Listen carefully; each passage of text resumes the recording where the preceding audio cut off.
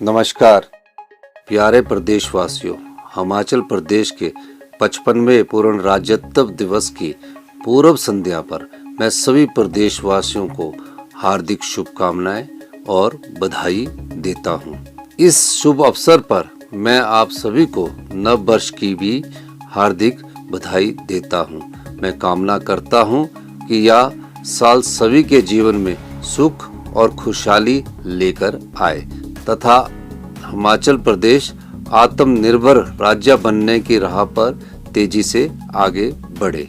भाइयों और बहनों, 25 जनवरी 1971 को तत्कालीन प्रधानमंत्री श्रीमती इंदिरा गांधी जी ने शिमला के ऐतिहासिक रिज से हिमाचल प्रदेश को पूर्ण राज्य का दर्जा प्रदान किया था। इसी के साथ देश के मानचित्र पर हिमाचल 18वें राज्य के रूप में अस्तित्व में आया। हिमाचल प्रदेश को पूर्ण राज्य का दर्जा दिलाने में समस्त प्रदेशवासियों का भरपूर सहयोग और बेमिसाल योगदान रहा। इसमें हिमाचल निर्माता और प्रथम मुख्यमंत्री डॉक्टर यशवंत सिंह परमार की भूमिका उल्लेखनीय रही। नाम मात्र संसाधनों के साथ अपनी विकास यात्रा शुरू करने वाला यह पहाड़ी राज्य आज जिस मुकाम पर पहुंचा है, उसमें डॉक्टर परमार का योगदान हम सभी के लिए प्रेरणादायक है, जिसे हमेशा गौरव और सम्मान के साथ याद किया जाएगा। आज के इस शुभ अवसर पर मैं उन्हें नमन करता हूं तथा सभी के प्रयासों से प्रेरित होकर हिमाचल को नई ऊंचाइयों पर ले जाने का अपनी सरकार का संकल्प दोहराता हूं। प्रिय प्रदेशवासियों, हमारी सरकार ने 11 दिसंबर 2022 को जन सेवा का बीड़ा उठाया। मेरी सरकार के लिए सत्ता सुख का नहीं बल्कि सेवा का साधन है। पिछले 2 वर्षों में हमने एक और जहां हिमाचल को आत्मनिर्भर और सबसे समृद्धशाली राज्य बनाने की दिशा में समर्पित प्रयास किए हैं, वहीं राजनीतिक और आर्थिक चुनौतियों के साथ साथ इतिहास की सबसे बड़ी प्राकृतिक आपदा का भी मजबूती के साथ सामना किया है। पिछली सरकार हिमाचल प्रदेश पर 75,000 करोड़ रुपए से अधिक का कर्ज तथा कर्मचारियों की देनदारियों के रूप में लगभग 10,000 करोड़ रुपए का आर्थिक बोझ विरासत में छोड़ गई है। भाजपा सरकार के खराब वित्तीय प्रबंधन के कारण आज हिमाचल को कर्ज का मूल और ब्याज चुकाने के लिए भी कर्ज लेना पड़ रहा है। व्यवस्था परिवर्तन के संकल्प के साथ महत्वपूर्ण वित्तीय सुधार लाते हुए हमने 1 वर्ष के भीतर संशोधित आबकारी नीति लागू कर 2,631 करोड़ रुपए का अतिरिक्त राजस्व अर्जित किया है। शराब की दुकानों की नीलामी से 485 करोड़ रुपए का राजस्व अर्जित किया है और मिल्क सेस से 145 करोड़ रुपए कमाए। हमने प्रदेश के हितों की अदालतों में पूरी मजबूती के साथ पैरवी की है, जिसकी बदौलत कई मामलों में निर्णय हिमाचल के पक्ष में आए हैं। प्रदेश में साल 2023 में आई अभूतपूर्व प्राकृतिक आपदा से उभरने के लिए हमारी सरकार ने सीमित संसाधनों के बावजूद प्रभावित परिवारों को 4500 करोड़ रुपए का विशेष राहत पैकेज दिया। प्रिय प्रदेशवासियों, मुझे यह बताते हुए खुशी हो रही है कि विधानसभा चुनाव के दौरान हमने लोगों से किए 10 वायदों में से 6 को पूरा कर लिया है। मंत्रिमंडल की पहली ही बैठक में पुरानी पेंशन बहाल करने का निर्णय लिया गया, जिससे प्रदेश के 1,36,000 सरकारी कर्मचारियों को लाभ मिला है। ओपीएस बहाल करने वाला हिमाचल प्रदेश पहला राज्य बना है। प्रदेश में 7,355 से अधिक सेवानिवृत्त कर्मचारियों को ओपीएस के अंतर्गत पेंशन मिलनी आरंभ हो गई है। महिलाएं स्वाभिमान के साथ जीवन यापन कर सके, इसके लिए हमारी सरकार ने इंदिरा गांधी प्यारी बहना सुख सम्मान निधि योजना आरंभ की है। चरणबद्ध तरीके से पात्र महिलाओं को 1500 रुपए की सम्मान राशि प्रदान की जा रही है। शिक्षा के स्तर में सुधार के लिए हमारी सरकार ने विशेष पहल की है। हमने सभी सरकारी स्कूलों में पहली कक्षा से इंग्लिश मीडियम शुरू करने की गारंटी को पूरा किया है। सभी 68 विधानसभा क्षेत्रों में अत्याधुनिक तकनीक व उपकरणों से युक्त Rajiv Gandhi day boarding school स्थापित किए जा रहे हैं। डॉक्टर YS परमार विद्यार्थी ऋण योजना के अंतर्गत देश विदेश में शिक्षा के लिए विद्यार्थियों को 1% ब्याज पर ऋण दिया जा रहा है। हमने युवाओं के लिए 680 करोड़ रुपए की राजीव गांधी स्वरोजगार स्टार्टअप योजना शुरू की है, जिससे ई टैक्सी खरीदने के लिए 50% अनुदान दिया जा रहा है। सरकारी कार्यालयों में 5 वर्षों के लिए लीज पर ई टैक्सियों का संचालन किया जाएगा। पहले चरण में लगभग 200 युवाओं को ई टैक्सी परमिट प्रदान करने का लक्ष्य रखा गया है। प्राकृतिक पद्धति से उगाए गए गेहूं को 40 रुपए और मक्की को 30 रुपए प्रति किलोग्राम के न्यूनतम समर्थन मूल्य पर खरीदा जा रहा है। प्राकृतिक खेती को बढ़ावा देने के उद्देश्य से प्राकृतिक रूप से उत्पादित मक्की से तैयार हिमभोग हिम मक्की आटा लॉन्च किया गया है। प्रदेश के 1508 किसानों से 399 मीट्रिक टन मक्की की खरीद समर्थन मूल्य पर की जा चुकी है तथा किसानों के बैंक खातों में 1 करोड़ 20 लाख रुपए हस्तांतरित किए गए हैं। पशुपालकों की आय में वृद्धि करने के लिए हमने गाय के दूध पर न्यूनतम समर्थन मूल्य 32 रुपए से बढ़ाकर 45 रुपए प्रति लीटर किया है। इसी प्रकार भैंस के दूध को 47 रुपए से बढ़ाकर 55 रुपए प्रति लीटर किया गया है। हिमाचल प्रदेश गेहूं, मक्की और दूध की खरीद पर न्यूनतम समर्थन मूल्य प्रदान करने वाला देश का पहला और एकमात्र राज्य है। कांग्रेस के प्रतिज्ञा पत्र की छठी गारंटी पूरा करने तथा लघु किसानों और पशुपालकों को लाभ प्रदान करने के लिए 300 रुपए प्रति क्विंटल की दर से जैविक खाद और बर्मी कंपोस्ट खरीदने की योजना शुरू की गई है। विधवा, बेसहारा, तलाकशुदा महिलाओं और दिव्यांग माता पिता के बच्चों को मुफ्त शिक्षा और स्वास्थ्य लाभ सहित अन्य सुविधाएं प्रदान करने के उद्देश्य से राज्य में इंदिरा गांधी सुख शिक्षा योजना शुरू की गई है। इसके अंतर्गत 5145 लाभार्थियों को 1 करोड़ 38 लाख रुपए वितरित किए जा चुके हैं। इस योजना से लगभग 23,000 बच्चों को लाभ मिल रहा है। हमने बागवानी क्षेत्र को विस्तार प्रदान करने के लिए 1292 करोड़ रुपए की HP शिवा परियोजना भी शुरू की है। इसके अंतर्गत 6000 हेक्टेयर क्षेत्र में अमरूद, संतरे, लीची और प्लम जैसे फलों की खेती को बढ़ावा प्रदान कर 15,000 किसान परिवारों को प्रत्यक्ष रूप से लाभान्वित किया जाएगा। हाल ही में मैंने अपने निजी आवास पर लगे सभी बिजली मीटरों पर मिलने वाली सब्सिडी छोड़ने का फैसला लिया है। मैंने प्रदेश के सभी साधन संपन्न लोगों से भी अपील की है कि वे भी सरकार के प्रयासों में भागीदार बने और हिमाचल के विकास के लिए सब्सिडी को स्वेच्छा से छोड़ दे। ग्रामीण आर्थिकी को मजबूत बनाने के लिए प्रदेश सरकार गंभीर प्रयास कर रही है।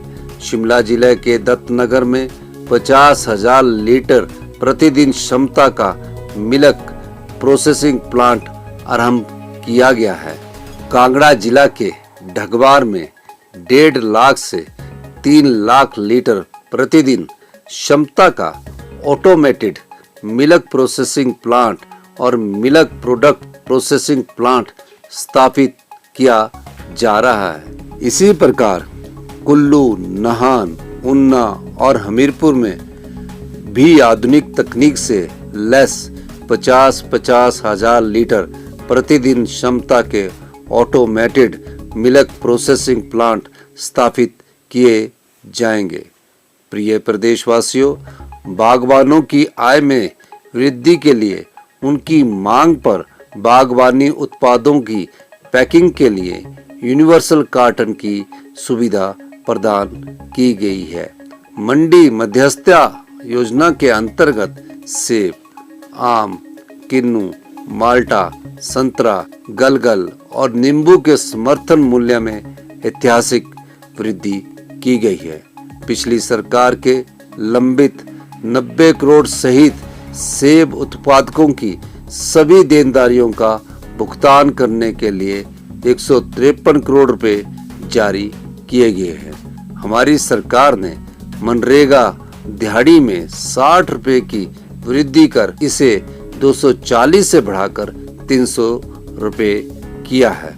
समाज के संवेदनशील वर्गों के अधिक से अधिक लोगों को लाभान्वित करने के लिए बीपीएल परिवारों की सूची में संशोधन करने का निर्णय लिया गया है।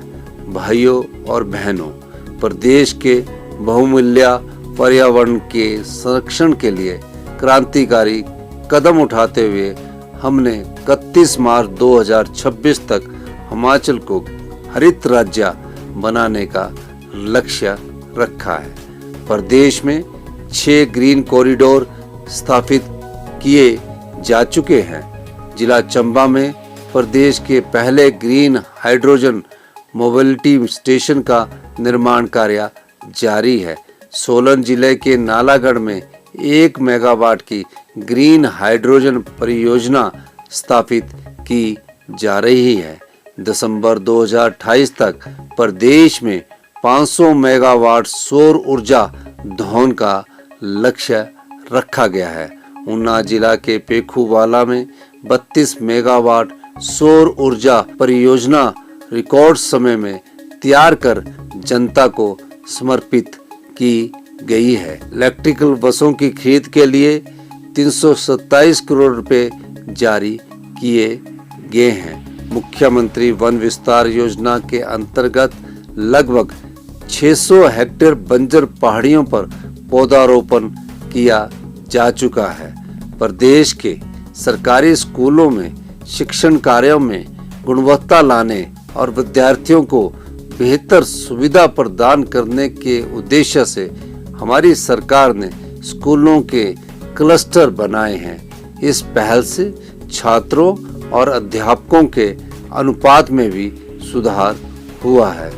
बच्चों को पौष्टिक भोजन देने के लिए मुख्यमंत्री पौष्टिक आहार योजना शुरू की गई है। इससे लगभग 15,000 स्कूलों के 5,35,000 से अधिक बच्चे लाभान्वित हो रहे हैं। 10वीं और 12वीं कक्षा के 10,552 मेधावी छात्रों को टैबलेट प्रदान किए गए हैं।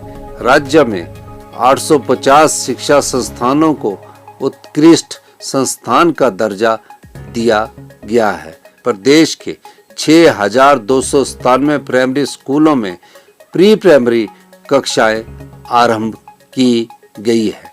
अंतर्राष्ट्रीय स्तर का शिक्षा अनुभव प्राप्त करने के लिए अध्यापकों को देश और विदेश के नामी शिक्षण संस्थानों का दौरा करने के लिए भेजा जा रहा है। प्रदेश में 69 आदर्श स्वास्थ्य संस्थान बनाए जा रहे हैं। इनमें से 49 आदर्श स्वास्थ्य संस्थानों में 6 विशेषज्ञ चिकित्सक तैनात किए जा चुके हैं। कैंसर मरीजों को इलाज सहित 42 प्रकार की दवाएं मुफ्त प्रदान की जा रही है। आईजीएमसी शिमला में नए कैंसर हॉस्पिटल भवन और ट्रॉमा सेंटर का लोकार्पण किया गया है। हमीरपुर में कैंसर का उत्कृष्ट केंद्र स्थापित किया जा रहा है। चंबा और हमीरपुर मेडिकल कॉलेज के लिए 200 करोड़ रुपए जारी किए गए हैं। अगले 2 महीनों में आईजीएमसी शिमला में पेट स्कैन मशीन स्थापित की जाएगी। प्रिय प्रदेशवासियों, हमारी सरकार हिमाचल को जल पर्यटन के एक अग्रणी केंद्र के रूप में विकसित कर रही है। गोविंद सागर सहित अन्य जलाशयों में पहली बार cruise, shikara, house boat, hitech motor boat, jet ski और वाटर स्कूटर सहित आधुनिक सुविधाएं विकसित की जा रही है। कांगड़ा हवाई अड्डे के विस्तार सहित प्रदेश में 16 हेलीपोर्ट का निर्माण कार्य प्रगति पर है।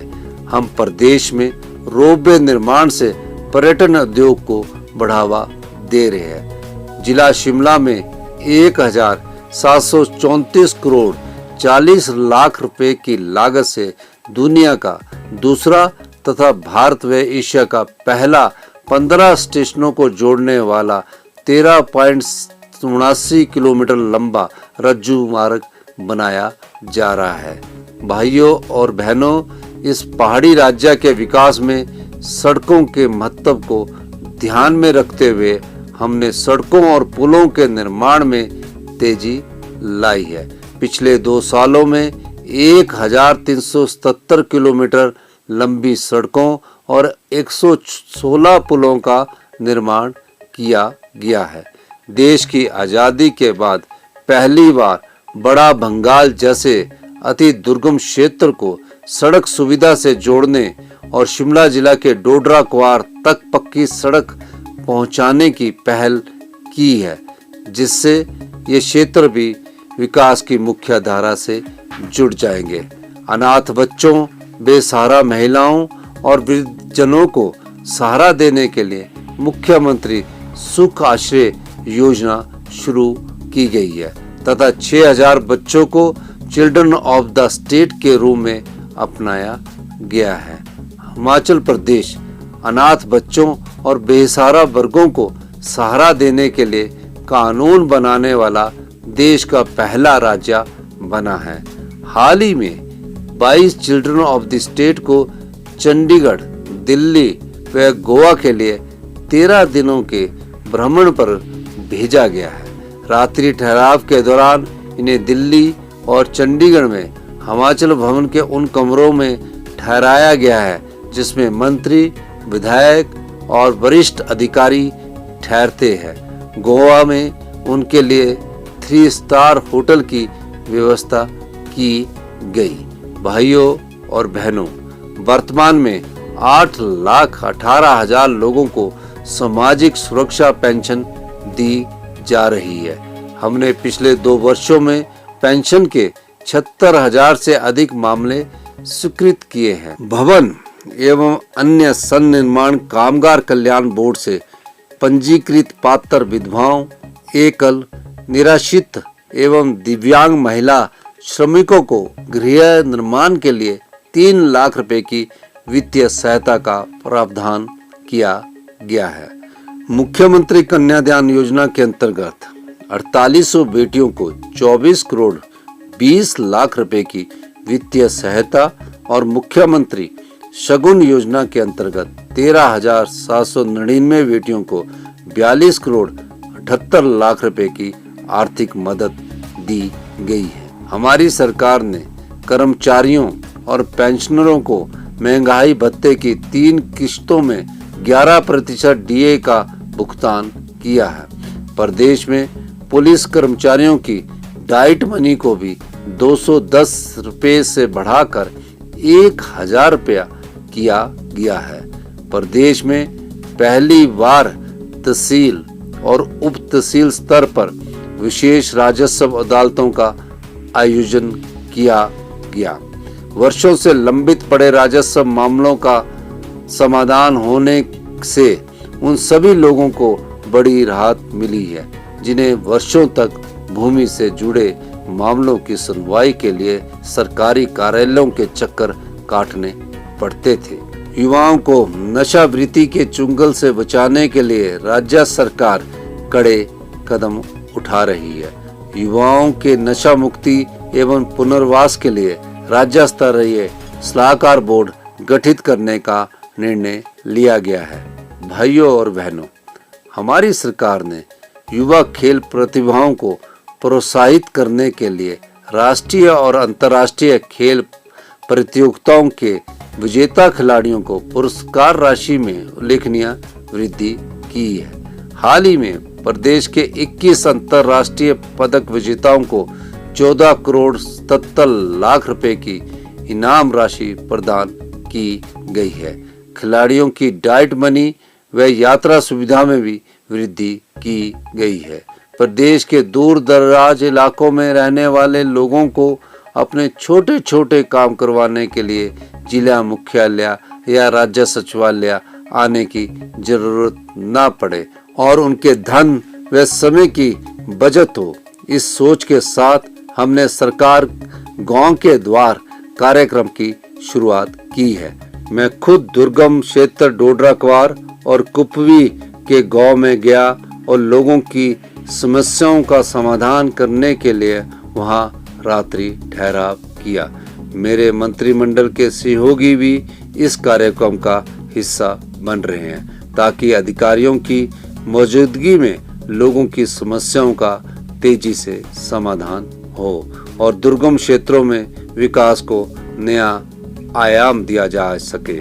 मैं आपको विश्वास दिलाता हूं कि प्रदेश के विकास और जन कल्याण के हमारे संकल्प में हर बाधा को पार किया जाएगा। हमारी सरकार हिमाचल प्रदेश को आत्मनिर्भर और सबसे समृद्धशाली राज्य बनाने के लिए लगातार प्रयास कर रही है। मुझे पूरा भरोसा है कि इस संकल्प को पूरा करने में आप सभी प्रदेशवासियों का भरपूर सहयोग आने वाले वर्षों में भी मिलता रहेगा। मैं एक बार फिर आप सभी का हमारी सरकार को अपार समर्थन, सहयोग और स्नेह देने के लिए आभार व्यक्त करता हूं।